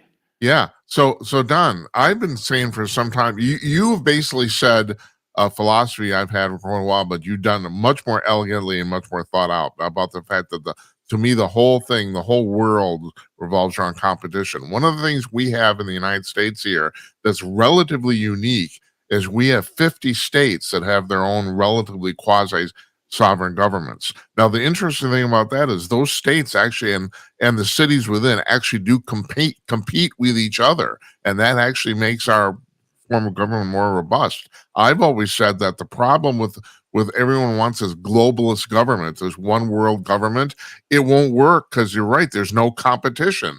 It's like Yeah. it will fail, And how do I tell my liberal friends that they don't get it? You ask them the simple question, how does government eliminate waste? They don't have an answer. I've done No. it. They don't have you can't have an answer. That's the beautiful part about this. No one has been able to argue with me on competition, waste, and ease. You ask, how does government eliminate waste? Set up a new bureau, Right. which of course is just adding waste. Right. But going to the states, this is what I proposed in my book. Welfare should not be in a system of freedom. Everybody is supposed to become an adult, and when you're an adult, you're no longer a dependent. You're independent. You take care of yourself. You take care of your family. The definition of a child is someone who is a dependent. Right. Our whole point of schools is to create dependent children into independent adults. So welfare is kind of like not going to go away, but my solution is get it entirely out of the federal government. As long as the federal government will pay for it, the states don't care how much it costs. But when the states have to pay for it, now they're going to compete. I totally agree with you completely. Yeah. I mean, And- my thing on a pragmatic level, just using your own definition, there are some adults that physically cannot be independent. I mean, that's just all the way. But so you have to have some system, basically a safety net. But you're absolutely right. The federal government shouldn't be doing it. The federal government should do hardly anything. The federal government should basically supply our army. That's it. Well, earlier on you said the marketplace versus government. And that's really not the case. I mean, you should realize what you're dealing with. You're dealing with a marketplace or a dog and government and a cat. A cat can't do what a dog can do, and a dog can't do what a cat can do. But the cat doesn't know that. You ever had any cats? No, never. I've had plenty. The cat doesn't know it can't do it. But anyway, that's another subject for a second. Bark for me, cat. Bark. Meow. But yeah, I mean, we have to understand that we have systems and they can only do what they can do. They can't do anything more. So, I mean, it goes to anything we're talking about. And when you get to the question of versus, the point of a system of freedom is the government should support the market. Okay? Anytime the government doesn't support the market, it distorts the market. And this is exactly what it does with socialism. It's distorting the market. Right. Now, the other thing that distorts the market is what we're dealing with today.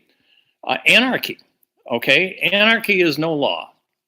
Rule of the strong. The strong take over from the weak. This then leads to gangs. This leads to groups. And you cannot concentrate on the marketplace, so the marketplace is distorted.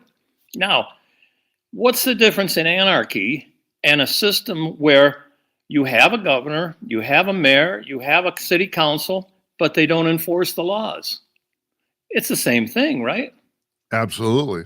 Yeah. Absolutely the same So thing. the marketplace then gets distorted. The stores close.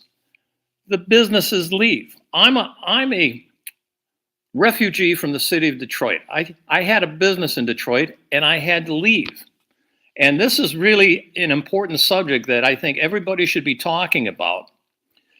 I left Detroit, but I was so naive at the time. I said, how can these people that are forcing me to leave be that stupid? Don't they understand what they're doing? Don't they understand they're throwing away the tax base? Don't they understand businesses are closing? Don't they understand that? So Don, is the answer that they don't?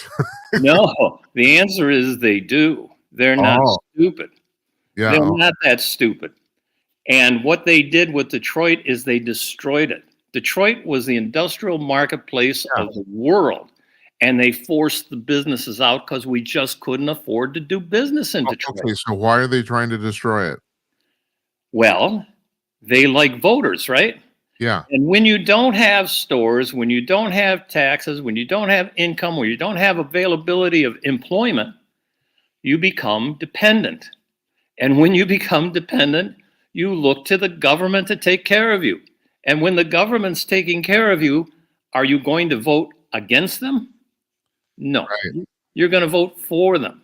And this is why we have all these Democrat cities, you know, where the Democrats all do the same thing.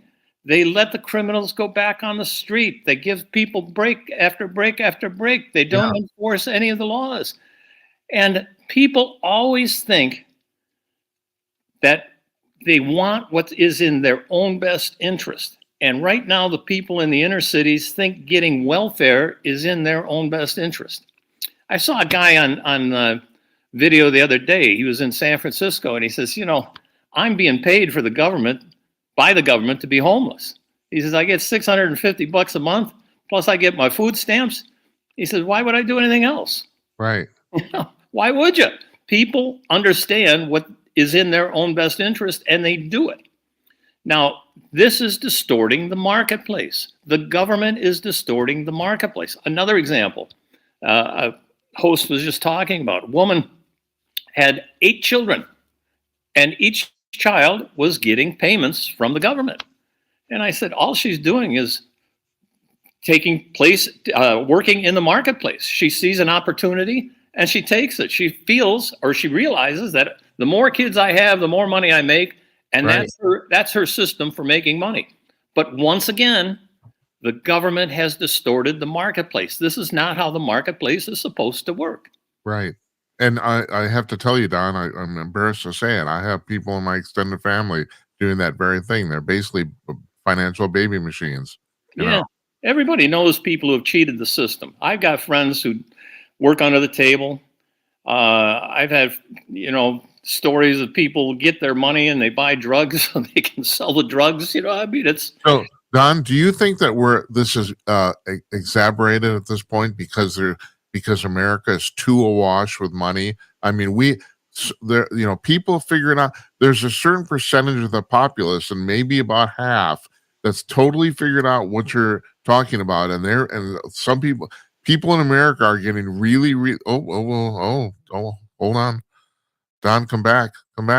Oh dear, yeah. there you go. I got you back. Okay, yeah, good. So I was saying, people in America, some people have really figured out how to make money and how to be prosperous, and because of taxes, are we just too awash in money? Is this problem worse because we have too much money in America? I mean, Well, the problem isn't having too much money. The Yeah. problem is being the reserve currency. And being the reserve currency, we can print money. uh-huh, And because we can print money, we can go deeply into debt. This is another reason for getting as many of these programs to the states as possible, because the states can't print money. And right. That's you know, right. it's a very nice thing to be the reserve currency. Yeah, It's not a very nice thing to be $37 trillion in debt. right. And Oh, what have our politicians done? They've kicked the can down the road. They said, we'll just print more money. We're in a budget deficit. We can't afford to pay for it, so we'll just print more money. right. But if you're the state of Arkansas, you can print more money. Exactly. Right. Which is the brilliance of the founders again. Give as much to the states as you can. You know, the older I get, Don, and I'm sure I just assume you agree with this, and that is, I'm astonished at how brilliant the founders were. It's like the system they set up is almost perfect. It is astounding. And I, of course, believe Franklin was the puppet master. You know, you read history books about the Constitutional Convention, and you hear from the historians how, oh, Franklin was there, but he never said anything. He never talked. He was just sort of there. But when you realize how Franklin operated. His house was not too far from the Constitutional Convention, and he invited everybody over afterwards, and they had drinks, and his daughter served them and food and drinks, and then he would ask questions. You know, you made a point there, and I was wondering about that point. Would this happen if that? And he was talking to the delegates, and in answering his questions, they would straighten out in their own mind how the country should run. Yeah. So I'm quite sure the smartest man, Jerry Weinberger, historian, said Franklin was the smartest of the founders by a factor of 10. He means 10 times smarter. Right. And Franklin was. But to think that the smartest man in the country, perhaps the world has ever seen, would just sit idly by in the Constitutional Convention and do nothing, to me is not really acceptable. I just can't buy that. But your point is maybe actually during the sessions he didn't do much, but afterwards. Yeah. Right.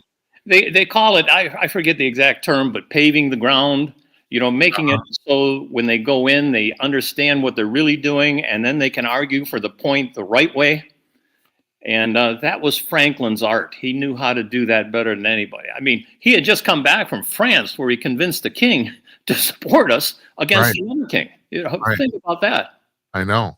It's pretty amazing. The only single flaw I see in the founding documents are the fact that there were no term limits, because at that time, I don't think anybody ever thought anybody would want to make a full-time living being in government.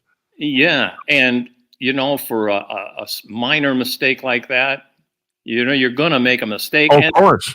And they always also, of course, they put a mechanism in for amending the Constitution, right? Right. I mean, they said, hey, we're not perfect, but I don't know. Have you read Franklin's letter to the Constitutional Convention when they were going to vote on whether they should adopt it or not adopt it? No, I haven't. Do yourself a favor. It's a classic.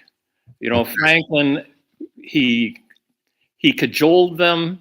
He said, I'm not the smartest guy. I could be wrong, but the older I get, the more I realize I'm not infallible. And he sold the Constitutional Convention. I don't even know, Don. How old was he during that convention? How old was he? 80 years old. Oh, geez. Yeah. So that was a long time then. Yeah. Well, there's another tell that I always take from Franklin. When the Constitutional Convention started, there were two people who could be president of the convention. One was George Washington. The other, of course, was Benjamin Franklin. The day of the vote, Benjamin Franklin didn't show up. He said his gout was too bad, he couldn't show up. Washington became president. There was not another day through the hot summer that Franklin missed. He didn't want the job of president. Right. He wanted Washington to have it. He couldn't operate if he was president. But from what I know, it sounds like Washington didn't really want it either. Well, I think it was terrific that Washington took it. I mean, he was the guy we needed. Yeah. Right. He was the obvious choice. That's right. Everyone was in fear of Washington. Yeah. And but I don't have to tell you this. By the time his 8 years as president were done, Congress hated his guts. I mean, he did a good job then, huh? Yeah, that's right. That's right. And speaking of that, I got to bring up another thing too about your thing about the marketplace versus government, and that is the thing about the marketplace is it runs so perfectly, but it's basically on what Adam Smith called the invisible hand. And I think a lot of people have a hard time with the concept of the invisible hand because it's counterintuitive. It doesn't seem like this would work, and yet it does. And I think there's a lot of liberal people, I think, who say, well, no, you can't have a system that will just self-organize. I mean, that's not going to, how does that happen, But it happens every day. Well, yeah, I clarified what the invisible hand was. And all that is competition, waste, and ease. It's how human beings work. And in the marketplace, you build something, you do something, and you have no idea where it's going to go. And people look at what you've done and say, hey, I think I could use that over here to do that. Or that would make a good widget over here. Yeah. And that's all the marketplace really is. You compete, you produce, you innovate, and someone somewhere is maybe going to use it, maybe not going to use it. It's interesting after the Constitutional Convention, after we started rolling, let's call it the 1800, there were like 600 or 700 patents. You know, by 1900, there were hundreds of thousands of patents. Right. So our marketplace encouraged thought. It's the first time in human history that a marketplace was allowed to encourage thought. Before that, you always had to ask permission from the aristocracy. Right. Franklin said, let's do away with all that. Franklin had a group called the Junto, just regular tradesmen like him. He was a printer. There were glaziers. There were people who worked in a livery, and they made policy for Philadelphia. Unheard of. But Franklin carried that to the entire marketplace of America. You have a blog post on your website about the fact that in England, that was the difference between America and England, is because they actually had a stratified class system, there was no real encouragement of freedom of thought. And because of that, nobody invented anything. Sure. And the other thing that happened in England was they call it primogeniture. You were going to be what your father was. Yeah, right. You know, if your father was a farmer, you're a farmer. If he was a ditch digger, you're a ditch digger. Right. And Franklin busted all that. I mean, his dad was a candle maker, or a soap maker, if you will. Yeah. And my God, thank God Franklin decided to become a printer, huh? I don't even know. What's your family background, Don? I didn't see that. As far as, I mean, middle class. What did your parents do for a living?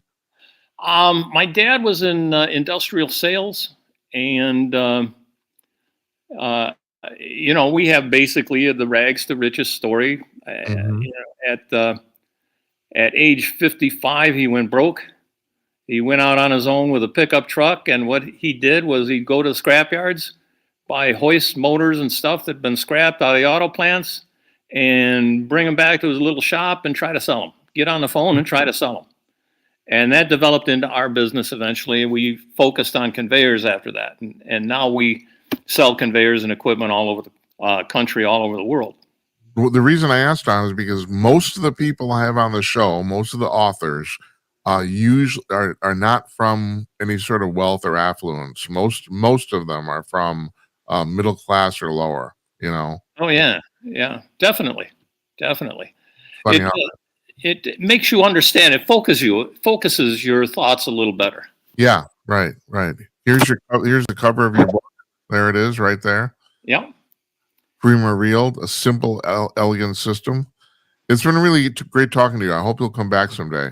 I like this a lot. If you could just have your audience, everybody understand the three simple terms: competition, waste, and ease. All of a sudden, everything becomes self-evident. It's truly remarkable. It does. I didn't know I'd come up with it. It just happened. You know? Yeah. The invisible hand, if you will. Right. Well, you've been, like I said, and not to give myself any credit, but you're saying much more elegantly stuff I've been thinking for quite a while. But the thing is, you made it simple and easy to understand. And also getting back to this thing about the globalist government bullshit. It will never work ever. Because there's no competition. Right. What people want in life is prosperity. Why do they want prosperity? Because they only have one life. They don't want to live every day where they have to worry about what they're going to eat. And that's why so many people are trying to come here. That's the reason they're trying to come here. Of course. I read quotes from people who came to the United States, and they said the common people here are rich compared to the people in Europe. They couldn't believe it. Yeah. I'm a first generation American. My parents, my mother, who's 101 and still alive and still kicking ass all over the place. I mean, her complaint is that the people back in the old country, quote unquote, they think everybody in America is rich, but she's, like you said, she said, well, relatively speaking, maybe we are. Yeah. Well, there's nothing wrong with prosperity. No, there isn't. Trump is pushing prosperity. Yeah. One final thought here. We have been government-centric for so long, for 200 years. What we need to do is become marketplace-centric. Yeah. The marketplace is where prosperity is created. Why wouldn't we protect the marketplace? Instead, we allow the government to distort it. And that, in a nutshell, is the whole problem. I'm gonna ask you one more question here, and unfortunately, it'd probably be a downer. But do you think I have a lot of people on the show that think, and I'm not talking about like in the next 5 years, maybe in the next 100 years, that the creep to socialism is inevitable. There's so many people that seem to think this is a good idea that it's almost, that depresses the crap out of me. But what do you think of that? Get my book out. That'll end. And I'll give you a good example of what's happening today. Milei in Argentina. Oh yeah. All he's done, he just limited government. Right, that's right. When you boil it down, Milei got rid of all sorts of government bureaus and bureaucrats, and he limited the size of government, and their economy is smoking now. And I'll give you a converse argument, and that is Maduro in Venezuela. It was the single most prosperous country in South America, and now people are eating their pets. It's unbelievable. That happened in like 5 years. Again, socialism is a government system, not an economic system. Yeah. Government has no mechanism to eliminate waste. How simple can that be? Right. Thank you, Don. You're a wise man. And, Thank you. And we'll put the link to your book up on our blog on Amazon, and I hope you sell a ton of them. You should. I appreciate it. You take care. We'll talk to you soon. Thank you so much.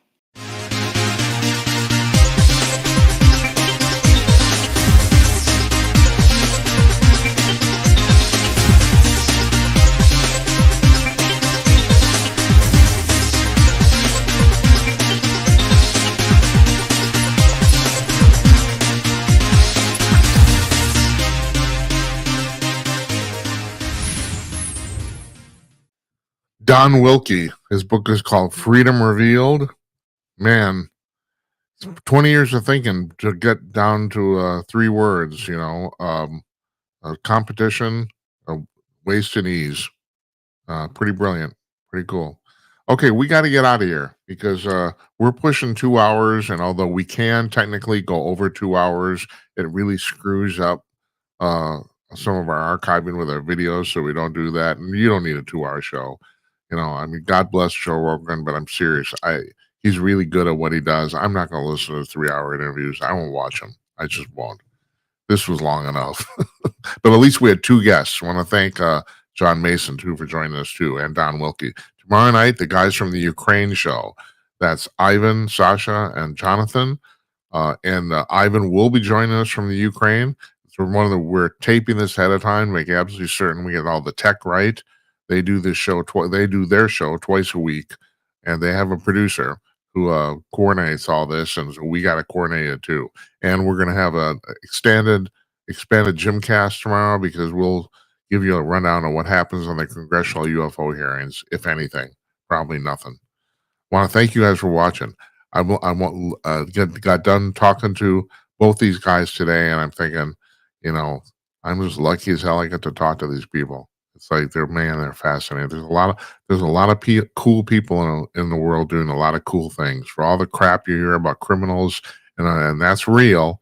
Still, it's like it's good to know that there's some people who are really trying to do something positive, isn't it? I think it is. Good night, Uncle Donnie, wherever you are, and good night to you, wherever you may be. We'll see you tomorrow night, everybody. Take care.